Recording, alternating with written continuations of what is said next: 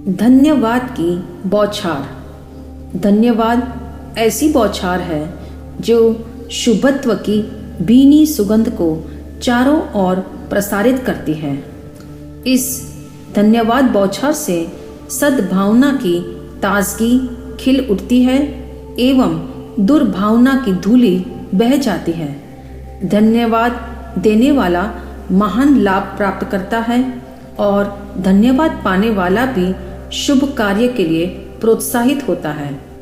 पाश्चात्य संस्कृति आज भी धन्यवाद के प्रति जागरूक है, क्योंकि वे थैंक्स गिविंग डे वर्ष में एक बार मनाते हैं। सप्ताह में सम्मिलित शुक्रवार भी इसी बात को इंगित करता है कि कम से कम सप्ताह में एक दिन तो हम शुक्रगुजार हो जाएं।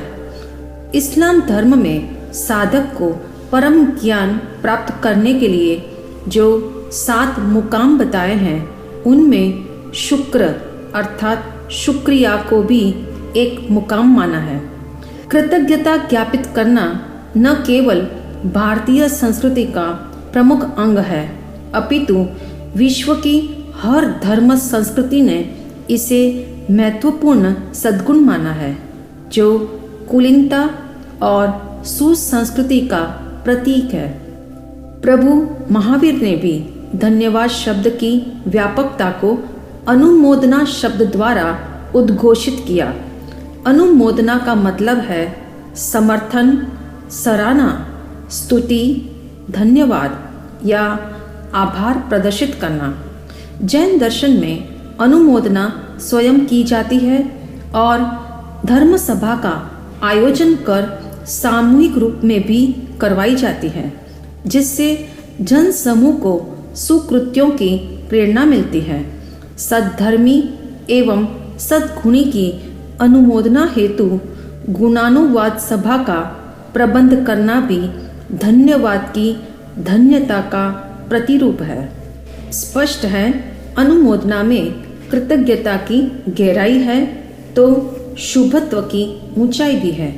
इसलिए धन्यवाद केवल उन्हीं के लिए नहीं है जिन्होंने सिर्फ आपका भला किया, अपितु जो अपने तन, मन, धन, क्षण और वचन को शुभ में लीन रखते हैं, वे सभी व्यक्ति अनुमोदना के पात्र हैं। धन्यवाद देना एक ऐसी सशक्त प्रक्रिया है जिससे ख्यालों की ऊर्जा बदलती है। यह इंसानी मनोवृत्ति है कि जब उसके छोटे छोटे कार्यों को सराहना मिलती हो तो वह और भी अधिक काम करना चाहता है। इसलिए कृतज्ञता ज्ञापित करना अर्थात जीवन में अच्छाइयों का गुलदस्ता सजाना है। यूँ भी धन्यवाद की प्रक्रिया प्रोत्साहित भी करती है एवं सहयोग की धारा को गतिशील भी रखती है।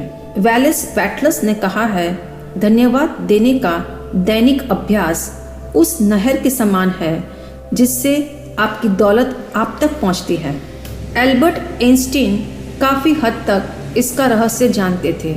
वे एक दिन में सैकड़ों बार प्राचीन वैज्ञानिकों को उनके अमूल्य रिसर्च के लिए धन्यवाद देते थे। हालांकि उनकी पृष्ठभूमि और कमज़ोर शुरुआत से यह असंभव लगता था कि वे दुनिया के महानतम वैज्ञानिक भी बन सकेंगे, किंतु उनकी कृतज्ञता ने उन्हें प्रख्यात वैज्ञानिक बनाया। इसलिए कृतज्ञता का नजरिया रखना बहुत महत्वपूर्ण है। धन्यवाद उजाला है, शिकायत अंधियारा है। धन्यवाद का भाव हृदय के बंद द्वारों को खोलता है। शिकायत का ख्याल खुले द्वार को भी बंद कर देता है। असल बात यह है, आज शिकायतों की लू में धन्यवाद का गुलदस्ता झुलस गया है। यही कारण है प्राय लोग सागर की गंभीरता, विशालता को नज़रअंदाज करते हुए समुंदर से कहते हैं, तू तो खारेपन से भरपूर है। गुलाब की सुंदरता और सुवास की उपेक्षा कर कहते हैं, तू तो चारों ओर से कांटों से घिरा हुआ है।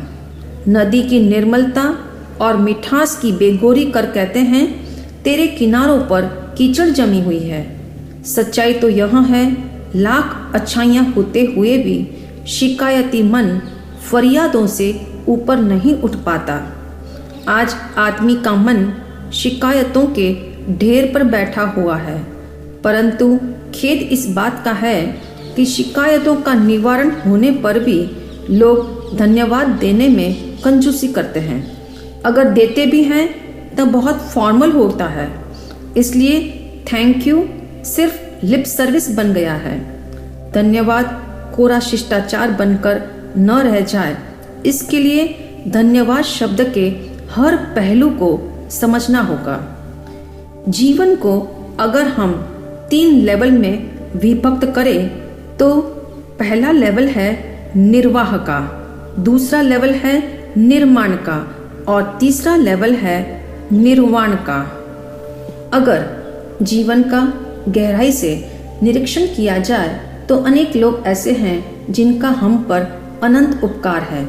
इन अनंत उपकारों को 3 लेवल में विभाजित कर कृतज्ञता ज्ञापित की जा सकती है। सबसे प्रथम लेवल में वे लोग हैं जिनकी वजह से हमारे जीवन का निर्वाह हो रहा है। संसार में प्रकट अप्रकट रूप से हम पर हर व्यक्ति का उपकार है। पृथ्वी, पानी, अग्नि, वायु और वनस्पति का भी जीवन में अत्यंत सहयोग है। यही कारण था कि पुरातन काल का इंसान धरती, जल, अग्नि आदि की अर्चना करके उनके प्रति कृतज्ञता प्रकट करता था। जीवन निर्वाह के मूल तत्वों में जो हमें रोटी, कपड़ा और मकान की सुविधा प्रदान करते हैं, उनका भी हम पर बहुत उपकार है। जिन्होंने हमारे जीवन निर्वाह को सुलभ बनाया, उन पर तहे दिल से धन्यवाद की बौछार करना न भूले। इस लेवल में वे भी लोग शामिल हैं जो हमारे निर्वाह में अवरोधक बन सकते थे, किंतु उन्होंने बाधा न पहुंचाकर हम पर अत्यंत उपकार किया है।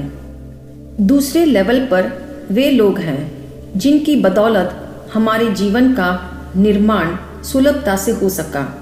इस श्रेणी में सबसे निकटतम है माता पिता, जिन्होंने न केवल जन्म दिया अपितु सुसंस्कारों से सींचकर हमारा निर्माण भी किया। इसके अतिरिक्त स्वजन, पारिवारिक जन, नज़दीकी रिश्तेदार, मित्रजन, लौकिक शिक्षा देने वाले अध्यापक आदि जीवन निर्माण में जितने भी सदनिमित्त सहयोगी बने हैं, उनके प्रति दिल की गहराई से धन्यवाद की बौछारें प्रसारित करना आवश्यक है। वे लोग भी धन्यवाद के पात्र हैं जो हमारे जीवन निर्माण में स्पीड ब्रेकर नहीं बने, इसलिए उनका भी हम पर अनंत उपकार है। अगर आप गाड़ी में बैठकर ऑफिस तक पहुंचते हैं तो आप पर बहुतों का उपकार है। सबसे पहला एहसान आपके ड्राइवर का है, जिसने भीड़ भरे रास्तों से गुजरकर भी आपको सकुशल पहुंचाया। साथ ही उस रास्ते पर गाड़ी चलाने वाले उन समस्त महानुभावों का भी एहसान है जिन्होंने आपके ड्राइवर को बाधा नहीं पहुंचाई। अफसोस है, आज तक कभी उनका यह एहसान ख्याल में भी नहीं आया। उन शुभ चिंतकों के प्रति भी कृतज्ञता ज्ञापित करनी चाहिए जो हमारे सुख की कामना करते हैं। इतना ही नहीं, ज्ञान, विज्ञान एवं साहित्य कला की अमूल्य निधि जिन्होंने समाज को सौंपी है, उन समाज सुधारक मनीषियों को भी हार्दिक धन्यवाद देना मत भूलना, जिनके कारण आज हम विभिन्न क्षेत्रों में उन्नति कर रहे हैं। यूँ तो हजारों हजारों लोग हैं जिन्होंने हमें दुख न पहुंचाकर अत्यधिक उपकार किया है। अगर दूर के लोगों का धन्यवाद न भी व्यक्त कर सको तो कम से कम जिनसे दिन रात वास्ता पड़ता है, उन ड्राइवर, नौकर, रसोइया, चौकीदार आदि निकट के उपकारियों पर धन्यवाद की बौछार अवश्य करें। किसी संत की प्रेरणा से एक युवक ने अपने निकट सहयोगियों को धन्यवाद देने का एक संकल्प किया। एक दिन उसने साइकिल रिक्शा से नीचे उतरते ही रिक्शा चालक को धन्यवाद देते हुए कहा, तुमने मुझे सही सलामत पहुंचा दिया। इसके लिए मैं तुम्हारा बहुत उपकार मानता हूँ। अगर तुमने तनिक सी लापरवाही की होती तो मेरे परिवार के 6 लोगों पर अचानक आपत्ति आ पड़ती। तुमने मुझे सुरक्षित रूप से पहुंचाया, इस कारण मैं तुम्हारा सदा एहसानमंद रहूंगा। यह सुनकर रिक्शा चालक का हृदय द्रवित हो गया।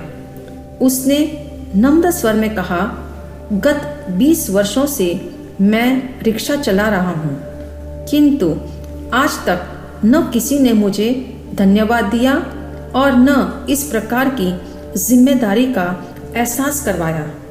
इसलिए धन्यवाद तो मुझे आपको देना चाहिए। अनेक परिवारों की सलामती का दायित्व मुझ पर है, ऐसा कभी मैंने सोचा ही नहीं था। अब तक मैं सप्ताह में 2 बार शराब पीता था, किंतु आज आपके समक्ष प्रतिज्ञा करता हूँ, शराब पीकर कभी रिक्शा नहीं चलाऊंगा। आभार व्यक्त करने का एक छोटा सा संकल्प और इतना बड़ा परिवर्तन। माना कि आप रिक्शा चालक को उसका पारिश्रमिक देते हो, किंतु धन्यवाद के 2 शब्द भी उसे ज्ञापित करना न भूले।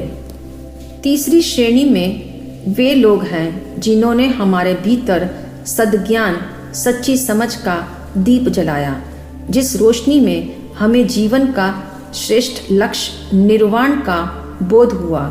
वे हैं हमारे गुरुजन जो सम्यक ज्ञान, सम्यक दर्शन और सम्यक चरित्र के द्वारा निर्वाण की राह दर्शाते हैं।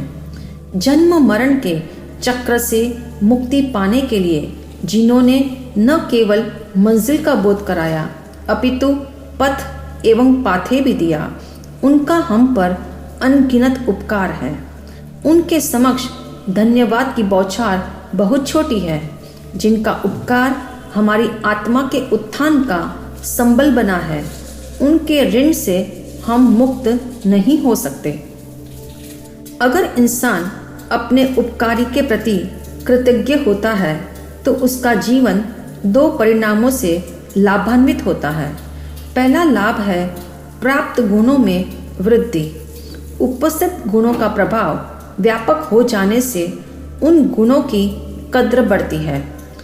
दूसरा लाभ यह है कि जीवन के अन्य अविकसित गुणों का भी विकास होता है। भगवान महावीर ने भी स्थानांक सूत्र में मनुष्य के अप्रकट गुणों को प्रकट करने के जो 4 कारण बताए हैं, उनमें कृतज्ञता भी एक कारण है। उपकार के प्रति पुनः उपकार करने की भावना रखने से जीवन में नए सद्गुणों का आविर्भाव होता है और जो गुण विद्यमान है वे और अधिक दीप्त होते हैं।